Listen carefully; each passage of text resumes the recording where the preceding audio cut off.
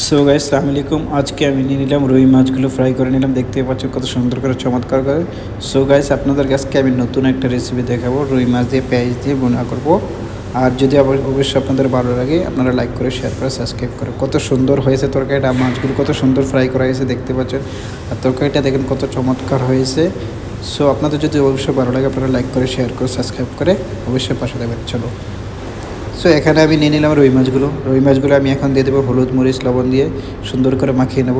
আর মাখানোর পরে সুন্দর করে এটাকে আমি একদম দেখতে পাচ্ছেন একদম হালকা করে জিরে পাউডার দিয়ে দিয়েছি। আর মাছগুলো সুন্দর করে মশলা দিয়ে মাখিয়ে নিলাম। আর এইভাবে মাখিয়ে নেওয়ার পরে আমি এখানে মাছগুলো ফ্রাই করে নেব। আর আজকের মাছগুলো স্পেশাল রান্না হলো, আজকে মাছগুলো আমি ডিপ ফ্রাই করব, মানে কড়াইতে প্যান ফ্রাই করবো না আজকে কড়াই। এখানে আমি আদা রসুন কুচি নিয়ে নিলাম, মরিচ কুচি নিয়ে নিলাম, পেঁয়াজ কুচি টমেটো কুচি নিয়ে নিলাম এখানে।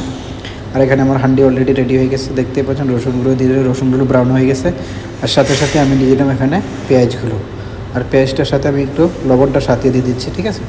কারণ এখানে আমি মশলা নিয়ে নিলাম হলুদ মরিচ জিরা, এখানে মাছের জন্য স্পেশাল মশলা আছে।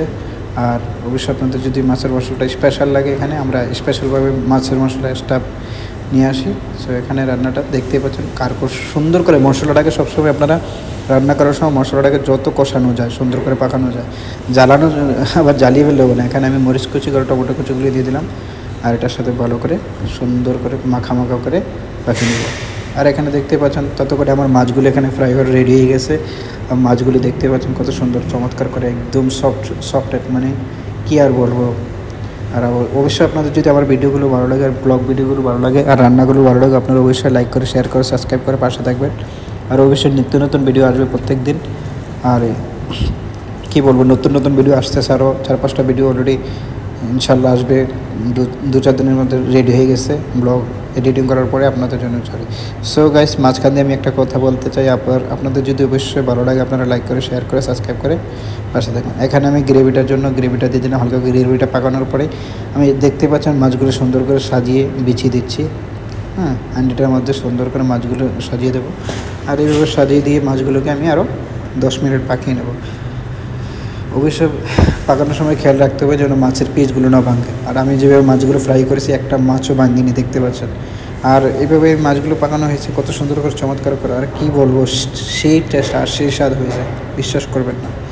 সো এখানে আমার 10 মিনিট পাকানো হয়ে গেছে, দেখতে পাচ্ছেন। আমি এখানে আরও 5 মিনিট পাকিয়ে নেব, কারণ ঝোলটা আমি আর একটু হালকা ঘন করবো।